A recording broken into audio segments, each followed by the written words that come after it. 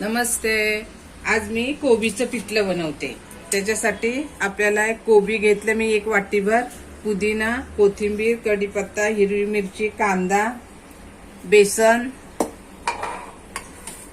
हिंग, धणे पावडर, जिरा पावडर, बडीशेप पावडर, काळी मिरी, आमचूर पावडर, हळद आणि गरम मसाला आणि चवीनुसार मीठ.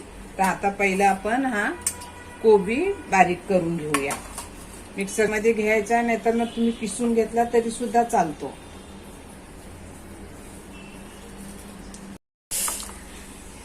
आता हा बघा, हा कोबी आपण बारीक करून घेतला मिक्सरच्या भांड्यामध्ये. तुम्ही बारीक किसणीवरती किसून घेतलं तरी सुद्धा चालतं, असं काही नाहीये. आता इथे मी एक कढई तापत ठेवले, त्याच्यामध्ये 2 चमचे तेल टाकले. आता हे पीठ आपण घेतलेलं आहे, बेसन पीठ, ते घोळवून घेऊया.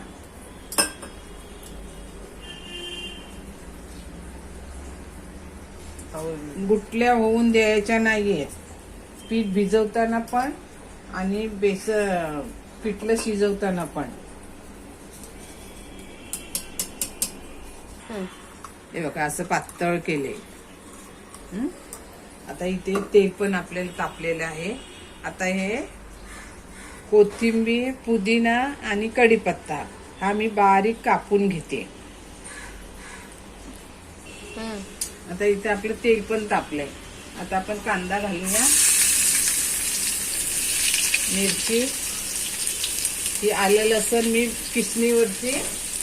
किसणीवरती किसून घेतले. तुम्ही बारीक कापून घेतला तरी चालेल, पेस्ट घेतली तरी चालेल, पण मी किसून घेतलंय. कोथिंबीर, कढीपत्ता, पुदिना,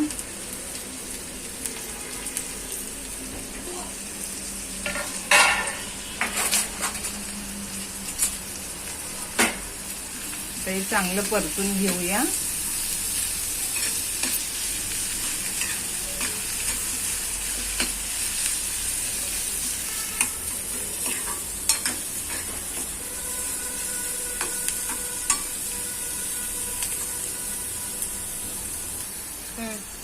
आता आपण मसाले घालूया. गॅस मी बारीक केलाय. 1 चिमूटभर हिंग,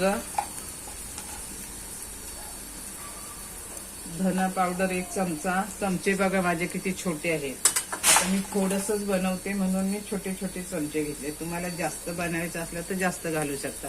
जिरं 1 चमचा आणि काळी मिरी किंचित, नाही तर चटके बसतील तोंडाला, आणि बडीशेप पावडर.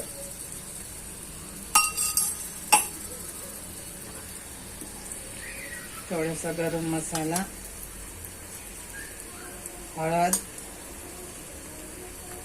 लाल तिखट नको, आपण मिरची घातलेली आहे, आणि चवीनुसार मीठ.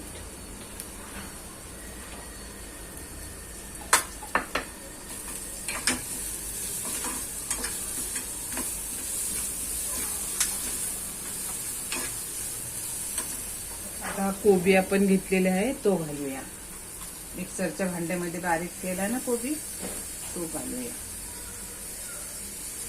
थंडीच्या टायमामध्ये असं वेगवेगळं काय खायला असलं की मजा येते.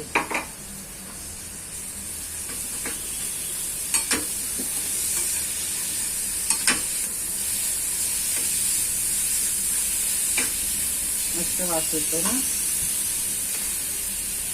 आता हे बेसन आपण घोळवलंय ते घेऊया. थोडंसं पाणी वतते, थोडं जाड वाटते मला, कारण पिठलं थोडं पातळ असलेलं बरं. गॅस जरा मोठा करते.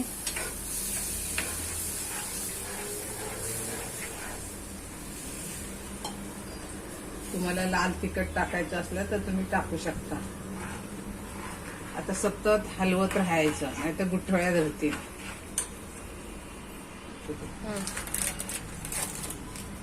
1 चमचा भर थोडा आमचूर पावडर. आमचूर पावडर नसली तर चाट मसाला, आणि दोन्ही नसल्या तर बारीक टोमॅटो वाटायचा कोबी बरोबर आणि तो घालायचा. म्हणजे तिखट, आंबट हे सगळं आपल्याला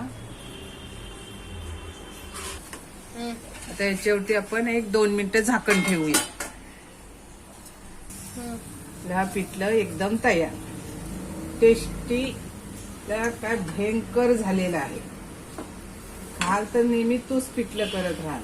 तुम्ही बेसनच्या ऐवजी मुगाच्या डाळीचं पीठ टाकलं तरी चालेल, मसुराच्या डाळीचं पीठ टाकलं तरी चालेल, असं काही नाहीये. कारण त्या पिठांचं सुद्धा ना पिठलं छान होतं. आता एका डिश मध्ये आपण काढून घेऊ. शिजून द्यायचं चांगलं पिठलं पण. हा